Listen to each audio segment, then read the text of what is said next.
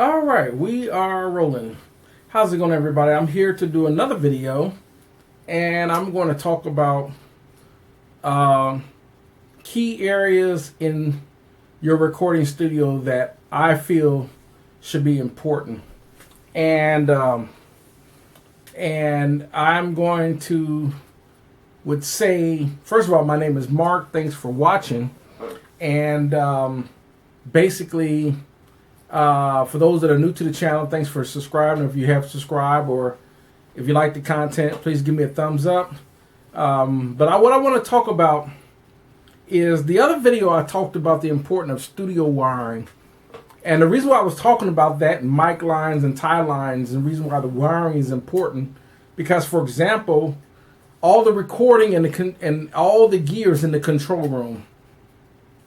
And then if you have another room that's going to be your live room, then that room has to also be wired properly, because if the minute you have issues with grounding, noise, or whatever, and you plug those issues into the mic lines on the panel from your live room, it's going to get into the recording.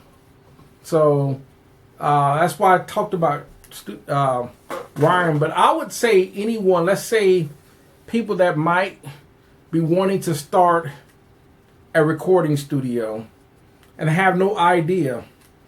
The mistakes that I made, and I think we all make the same mistake. I think the first thing we start concentrating on when it comes to starting a studio is we concentrate on what gear. And we look for deals on gear. We never really think about, will the gear that we look to get, will it fit our needs?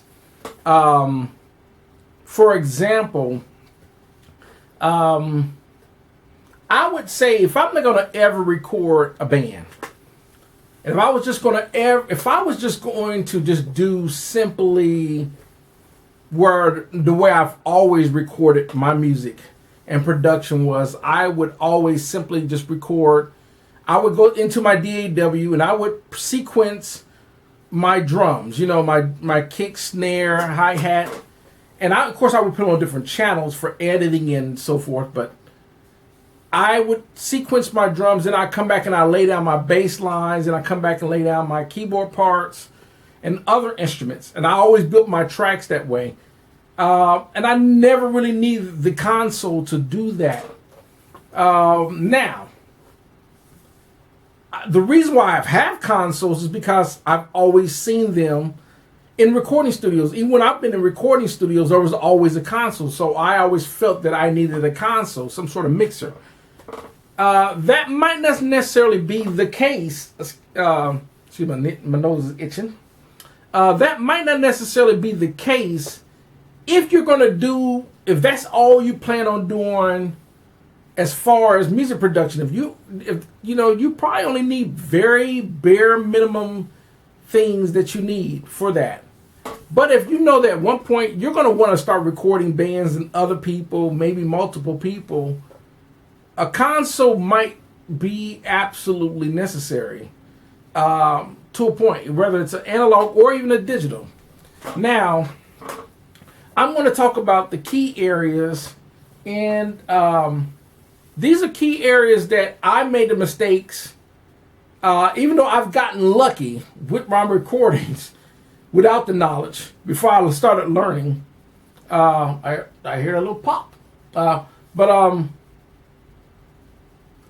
what I did not know was to concentrate on acoustics, wiring, grounding, all the things that it takes to do a studio right, whether it's in your home or you're going to actually build your commercial studio.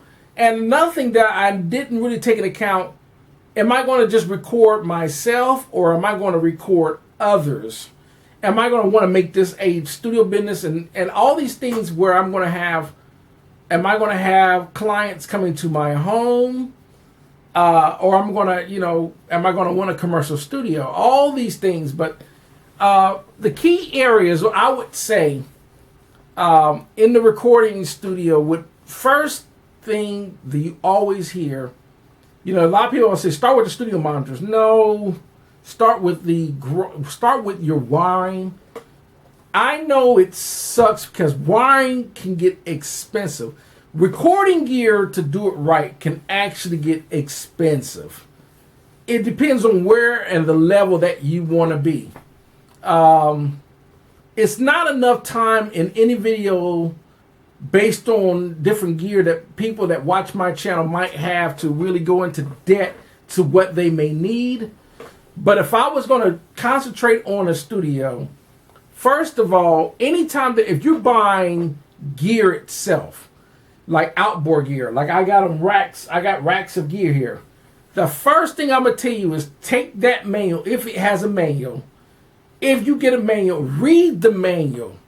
I know it sucks because some manuals look like dictionary. You know, they can be thick. But there's the reason why those manuals, there is so much value. Of course, the manuals are going to have, we're not worried about the manual if it has multiple languages. You it may be 100 pages and 10 pages is in English, 10 pages in Spanish, 10 pages in French, of course, 10 pages in Japanese, 10 pages in Korean. You're just going to concentrate on your language. But my point is that read those 10 pages. I'll give you one good example. I'm going to try. I know the camera's rolling. Where's my glasses? I think I got the manual for the Lisa's 3630. I'm going to see something right quick. I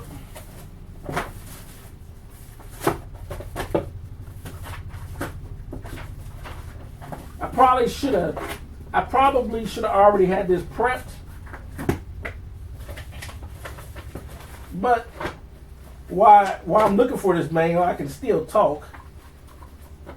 I would definitely read the manual. But another thing that I know you can hear me, I know you can't see me, but you at least can hear me. Think about the acoustics. What it is that you need to do to the acoustics of the room that you're going to work in. That would definitely be a plus. I try to keep the manuals to I don't have manuals for everything. I try to keep the manuals to a lot of stuff because manuals are actually important. I'm trying to bring out one manual because I want to give an example of why these manuals are crucial. I think if I can find it.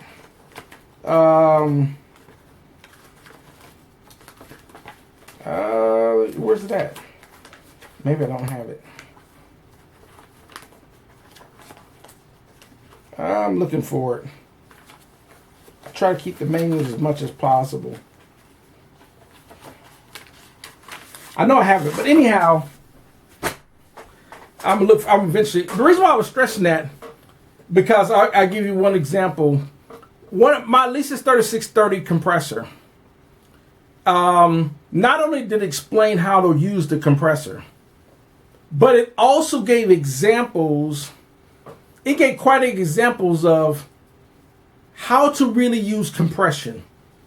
Great examples on how the effect of compression would be based on your ratio on a kick drum versus vocals versus an instrument, your attack, your release, and of course, besides the threshold, the attack and release, and of course the makeup gain, so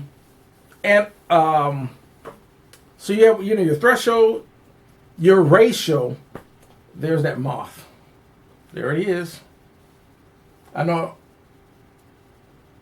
So, but anyhow, I have a moth problem. But anyhow, so another thing, so in the end, to concentrate on your acoustics, definitely take your acoustics into consideration, like bass traps, panels, sound absorption, diffusers. Really learn acoustics, because that's going to help your studio monitors big time. To hear your studio monitors, that whatever you use, I don't care what brand you use, that's going to help you hear your monitors accurately, because you're not going to hear all these weird reflections in the room that's making you second guess what's going on with the monitor. So your stuff will translate from car to CD to that's not a, I don't think that's something else. I don't know what that is. I don't know where it went.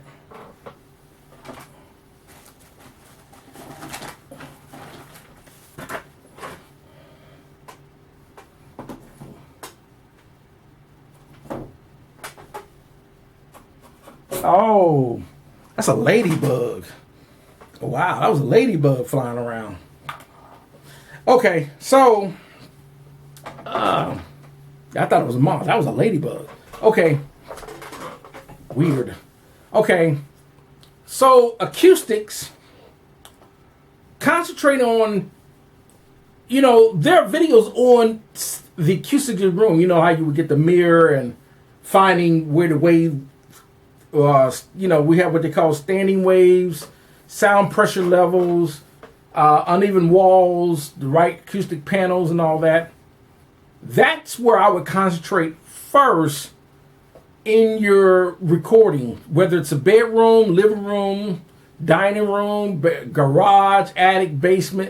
It doesn't matter. Try to get the acoustics and the acoustic issues resolved. Then I would look at wiring cables. A lot of people say, well, yeah, I can get what some of the cheaper wires would be.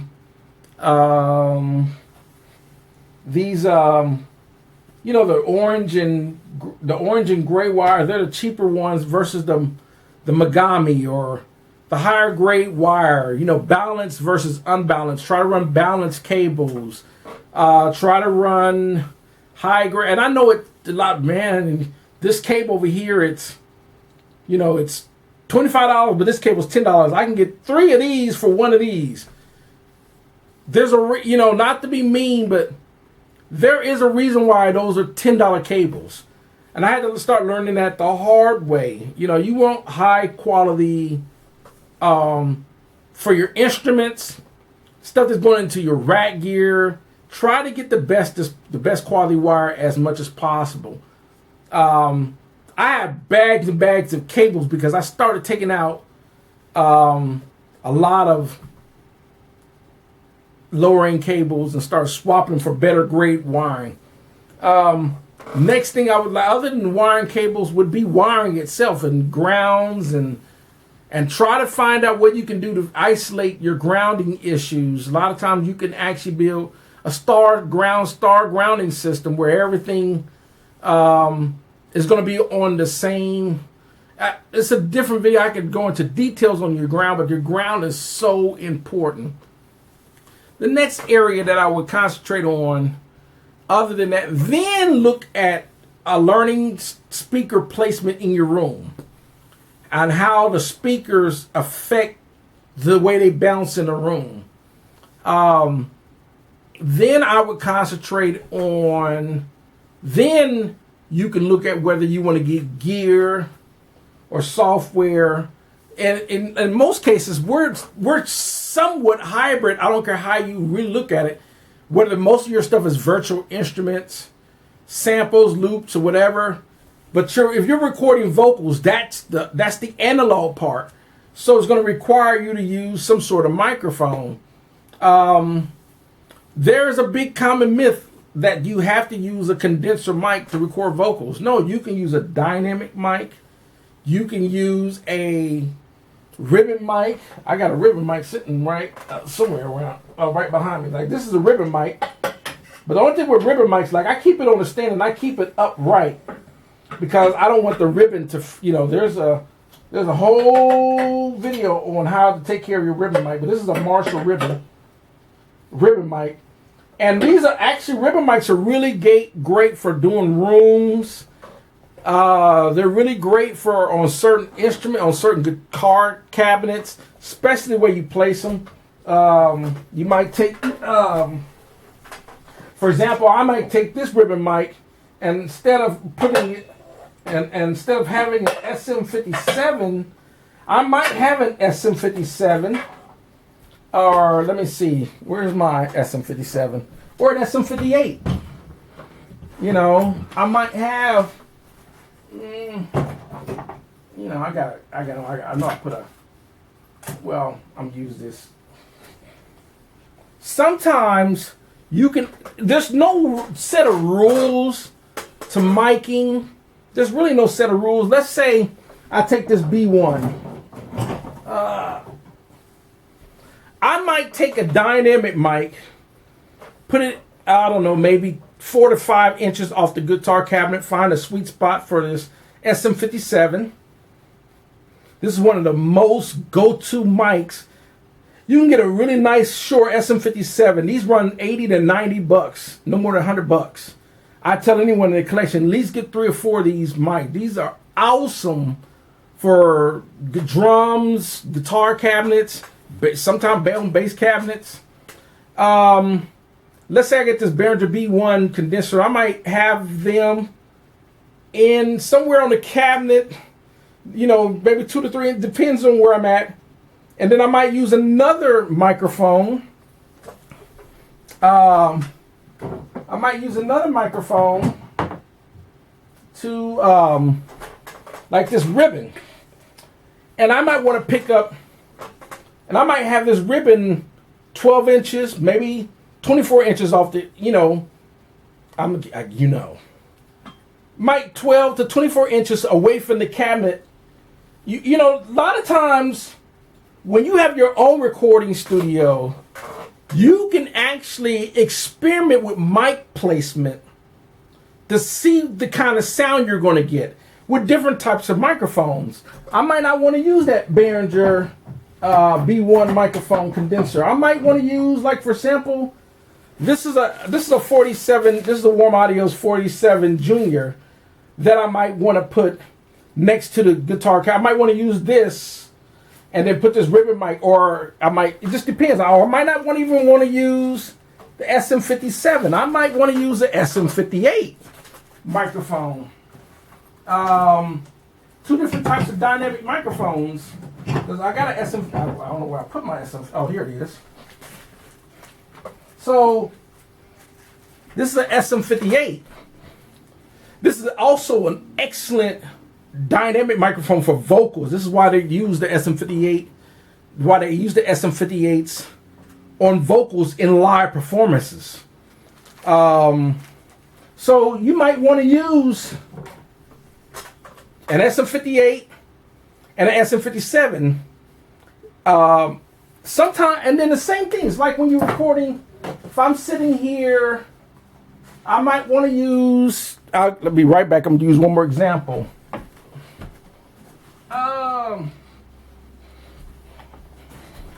Let's say I'm playing this guitar. I'm a guitar, you know, and I'm sitting there. You know, I might be sitting there playing.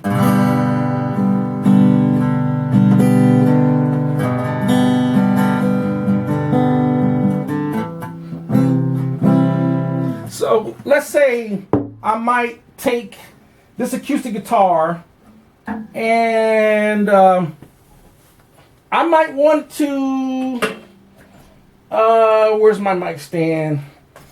I might,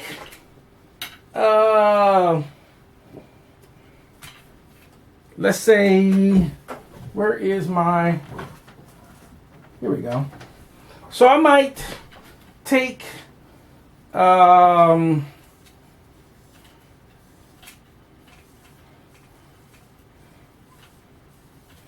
let's say this is a dynamic mic, SM50.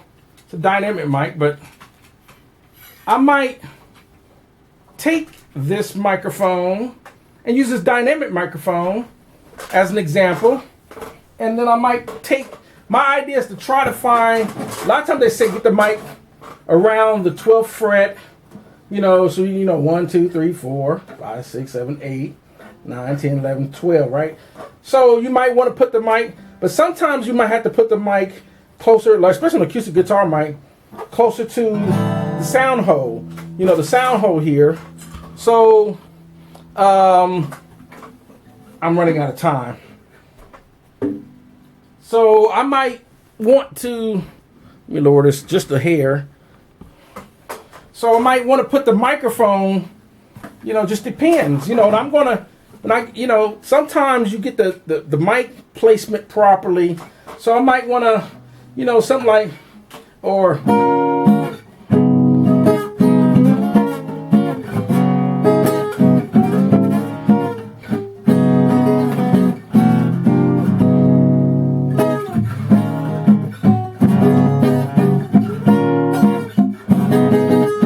So I might, it depends, especially the musician that's playing, if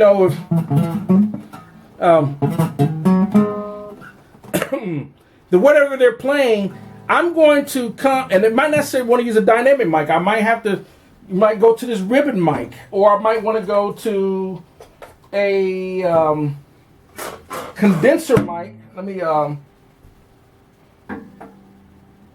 so, or I might, like I said, I might even, this is an excellent mic for capturing acoustic guitar. This is the Warm Audio 47 Junior. These are actually averaging about $300 a piece. Setting it in a lot of times I might put it in omnidirectional cardio, but sometimes you might want to capture the ambience of the room, especially if I might record in my living room where I got a really tall ceiling, and I'll capture that and I'll put the setting on the mic and so forth. But I might want to use this and capture in essence with a dynamic mic. So that's going to run to two different preamps to get into the DAW. But I'm talking about recording. I was talking about key areas, but none of that's going to matter how I'm going to record this guitar. None of this is going to matter none of this is going to matter how I'm going to want to capture the guitar if I don't have the right acoustics. So that's why I said a lot of times we'll concentrate on gear.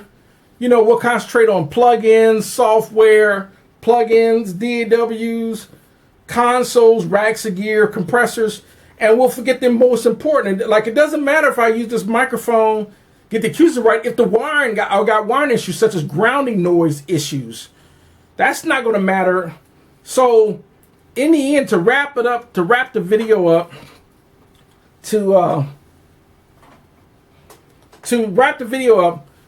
these are the key areas that's going to be important.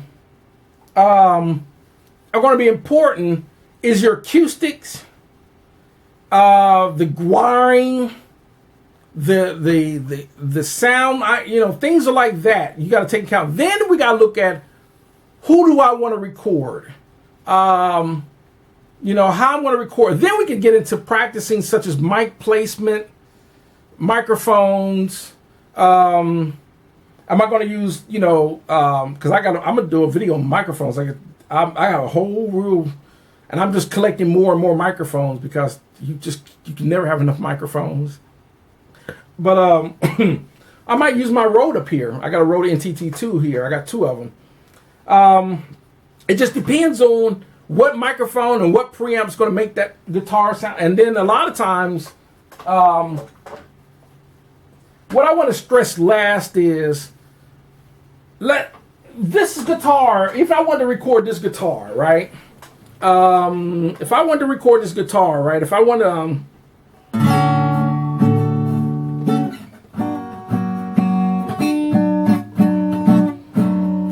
it's not going to matter.